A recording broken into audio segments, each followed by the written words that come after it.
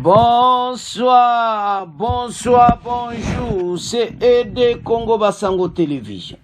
Comme toujours avant de commencer notre émission, nous disons merci à Dieu. Nous disons merci à nos chers abonnés et téléspectateurs qui nous suivent partout dans le monde et en RDC. Konanga, soyez les bienvenus. À la une, chers téléspectateurs, on va commencer cette émission Bandeko sur Oyindi à l'Assemblée nationale. Suivez les réactions de la population sur le bureau définitif. Donc, Makamweza Moboulou Boyoka peuple à Koloba. Et puis, interview de la MONUSCO sur l'agression rwandaise. Bureau définitif Petozoloba Bapon. Alors, Bandeko, situation Tozanango pour le moment. Le pays est à l'Okola. Toza bloqué. Et Yindi Bandeko na Assemblée nationale. Les réactions, il y a population sur bureau définitif, donc Oyoka Kamoboulou. Parce que Mboso Kabuya, Masolezo Sangana, Kamere, côté Kunape, Azo continue ko baksa batuna. Donc, il y a une guerre. Bon. Kamere qui vote. C'est-à-dire, l'union sacrée, belle, va voter qui Kamere. Et maintenant, situation, tu comme nango, tu vas comprendre. Tu vas nango ndenge nini, ba ko avancer nango comment, et so pesa pena mo boulot banamboka. Alors, tu yo kanana population, réaction à bango, parce que balué te bamba du pays en otage, parce que bon, zoué la ba poste na bango, au lieu que batika masole tambola. Donc, makama mbunde ozomona groupe wana sima Kabuya na Mboso ba député wana ebele basi ba changer na bango ba boule ba linga su Kamérite. Alors, mais bon vota qui pona bino vota qui botika caméra zala parce bino vota qui Tolanda bon auto avance. Lobo qui nous suit depuis le Haut-Katanga pense que ce qui bloque l'organisation de l'élection du bureau définitif de l'Assemblée nationale, ce sont les accords cachés signés entre les membres du présidium de l'Union sacrée. Sinon, il ne faut rien attendre du bureau actuel pour l'organisation de l'élection. Professeur Jeff Moudimbi, professeur à l'université de Lubumbashi, à la faculté de sciences sociales, département de sciences politiques et administratives. Comment vous analysez ou quelle lecture vous faites de cette situation, professeur Moudimbi?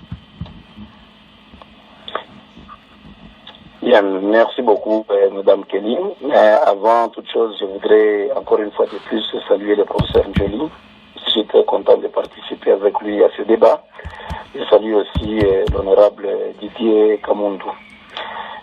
Madame, je vais faire une analyse en tant que politologue qui est loin du fonctionnement des institutions, notamment ici de l'Assemblée nationale. Mais d'entrée de jeu, je serai peut-être un peu très dur, mais je pense que c'est le cas de le dire. Et tout ce que nous sommes en train de, tout ce à quoi on assiste maintenant peut se résumer en une chose. Et ce que je vais dire recoupe aussi la pensée du professeur Njoli, c'est tout simplement l'indiscipline. Vous me permettrez l'expression. L'indiscipline, pourquoi? Parce que à partir du moment où on pense que l'État n'est pas une variable organisationnelle qu'il faut mieux gérer, à partir du moment où on ne sait pas respecter les lois, les règlements qui nous régissent, à partir du moment où le délai fixé par les textes légaux et réglementaires ne sont pas observés, madame, c'est de l'indiscipline. Et c'est vraiment triste pour un pays comme la République démocratique du Congo. Avant même de parler de l'Assemblée nationale, vous avez vu dans la province du Haut-Katanga, où on a déjà fixé le jour de l'élection du bureau définitif, mais que le président du bureau d'âge se décide, non, voilà, on reporte. Sur base de quoi? Tout simplement parce que on veut faire prévaloir les humeurs, on veut faire prévaloir ces caprices. C'est triste, pourquoi? Parce que nous sommes en train d'observer que les hommes politiques en RDC, plutôt que de se soumettre aux institutions, aux lois du pays, mais préfèrent que les lois du pays, que les institutions se soumettent à leur volonté, à leur caprice. Pour votre gouvernement, madame. Je salue l'initiative de l'honorable Didier Kamunda, car la léthargie de l'installation du bureau définitif de l'Assemblée nationale n'est autre chose que la mauvaise volonté des acteurs politiques qui vivent dans l'opulence pendant que les Congolais vivent dans une condition misérable. Tout est bloqué dans le pays. Pas de gouvernement, pas de répondant valable au bureau de l'Assemblée nationale, mais chaque acteur voit d'abord ses intérêts.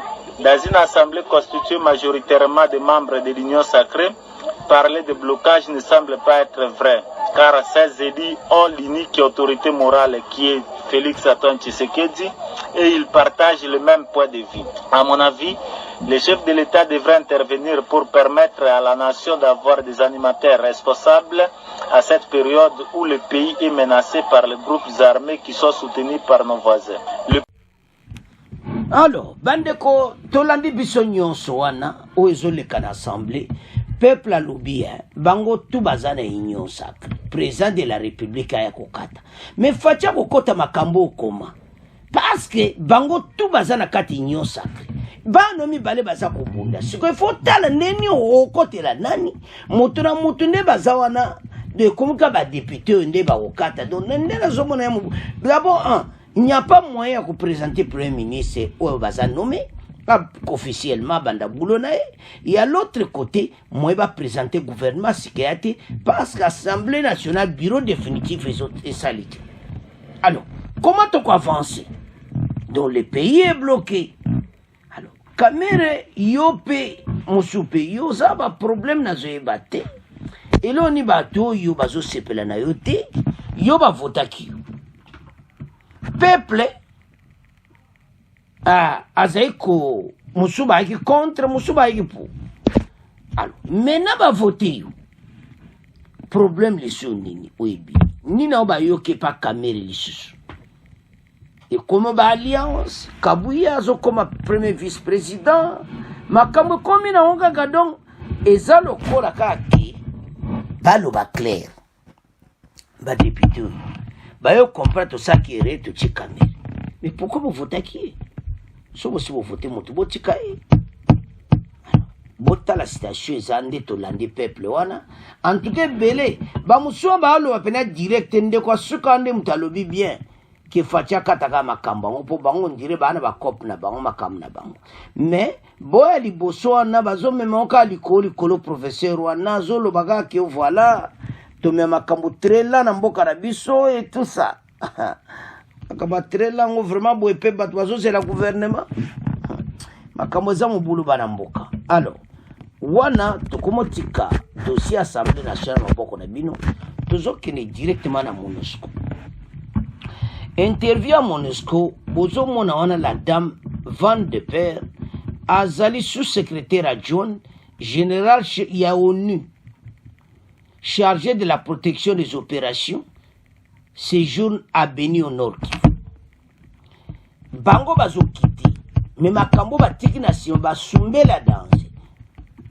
Toujours se perd na bango te, mais tout le point toujours à point. Mais d'abord, invité de la radio Kapi, elle insiste sur le renforcement de la protection de la population de cette partie du pays.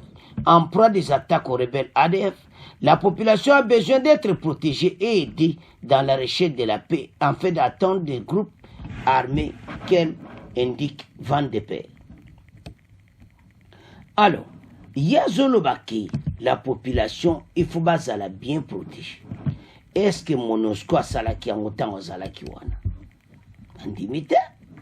La population a besoin d'être protégée et aidée dans sa recherche de la paix en fait d'atténuer les effets des groupes armés, indique Van de Père. Elle souhaite que tous les acteurs travaillent la main dans la main pour pacifier les territoires de Beni et ses environs. Selon ses responsables onusiens, la population devrait également s'impliquer dans la recherche de la paix durable dans ce coin du pays. Mais les Hollandais ont une question maintenant, il y a armée rwandaise. Mais Boyoka réponse naïe.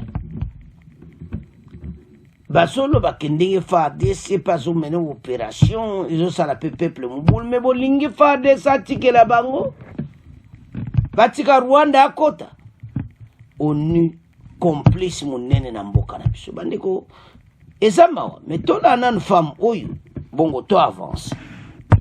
Vous êtes la représentante spéciale adjointe en charge de la protection et des opérations. Quelle est la situation sécuritaire dans le Nord Kivu et quelles sont les dispositions prises par la MONUSCO dans le cadre de son mandat pour protéger la population civile? The situation is really difficult. We have had some. Nous avons entendu parler des bombes qui sont tombées dans les camps de personnes déplacées et qui ont fait des victimes. Il est donc très difficile pour les agences, les fonds et les programmes de faire leur travail. De nombreuses personnes déplacées sont en mouvement et nous faisons de notre mieux ensemble pour faire face à la situation. La force coordonne son action avec les FARDC qui sont les premiers responsables de la protection de la population civile. Selon nous, les FARDC menaient également des opérations dans cette zone, ce qui a déclenché une réponse et nous allons de l'un à l'autre. Nous enquêtons actuellement sur ce qui s'est passé exactement. Il y a beaucoup de faits qui ont été rapportés et que nous n'avons pas pu vérifier. Donc nous enquêtons. Ce que nous faisons, c'est offrir notre soutien aux FARDC pour gérer ces situations, pour s'assurer que les personnes déplacées puissent vivre dans leur camp sans être exposés à des munitions et pour s'assurer que les humanitaires puissent retourner sur place et s'occuper de la population qui se trouve dans une situation très difficile.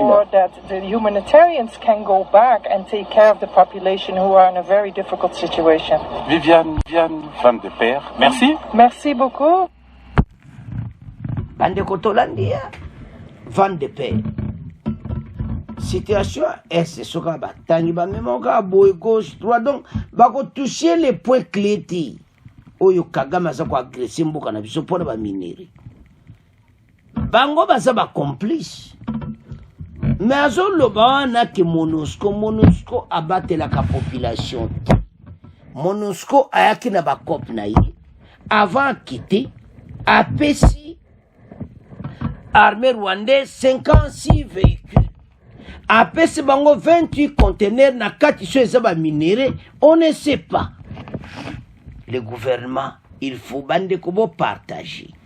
Makambo eleka kito tiaka na Congo News 24. Mama oyo makamba uto loba to kondi matin pour bango bazo battre la population ti. So ba battre la population mais ba sala ko bazo sala bisoti. Balingi guerre esila te. Les multinationales va comme ba riche. Biso to tika la kabo. Non, to ko tika la bino tante. Mais trop c'est trop. Au son mona que vraiment les problèmes donc ils ont pu s'en passer. Son autre la situation tout ça dans l'est. Au son mona peine que oui la situation est compliquée. Qu'est-ce qui se passe au juste? Pourquoi ma Kambabou? Pourquoi? Alors, Bandeko, ils ont salama. Donc, Bayebio baso sala. Va de père intervient à Yoande na Landi a touché les points clés de ma Kamou ba sa abiso. Tala béni. Balé que va protéger la population. Et l'autre côté, faire des saisons bundana armée ougandaise, mais il a des façons continuer comme bon. Alors, situation de Zanongo à l'est. Ah, ba MONUSCO ba type sopena mon boulot à Kosakana te banamboka. Alors, banamboka en tout cas, toujours résumé mission boy. Dossier à Kamere na Mboso. Bakata ba député ngoso bosaki rebolo baka vérité makambo sila to lingi assemblée banda. Passe makambo to sa bloqué. Wana to tikia mona bionde to lobaki et puis pour asoka oyo. En tout cas, on y a salé biso mabe mingi. Bosomona ba on a fait des ensemble, on a jeep à faire des scènes ba jeep à ONU. On dirait to travailler bo moko. Nzone bango bazana ba cop na ba mosusu. Et ça soni pe mawa oba osala biso na est. Alors bana mboka. En tout cas to comme na fait mission na biso. Bon, continuez à s'abonner sur RD Congo Basango Télévision. Au revoir. À la prochaine.